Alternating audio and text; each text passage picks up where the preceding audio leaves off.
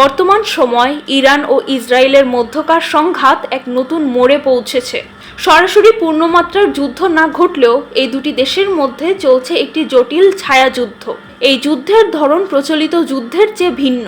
এখানে গুপ্তচর বৃত্তি, সাইবার আক্রমণ, ড্রোন হামলা, প্রভাব বিস্তার এবং প্রচারণাই প্রধান অস্ত্র। এই প্রেক্ষাপটে অনেক বিশ্লেষক মনে করছেন ইরান বর্তমানে কৌশলগতভাবে এগোচ্ছে। এর প্রধান তিনটি কারণ তুলে ধরা হলো। ইরান শুধু যুদ্ধক্ষেত্রে নয়, মনস্তাত্ত্বিক ও তথ্য যুদ্ধেও এগিয়ে রয়েছে। এছাড়া ইরান বিভিন্ন সময় ইসরায়েলের সাইবার আক্রমণ প্রতিহত করে নিজস্ব শক্তিমত্তা তুলে ধরেছে।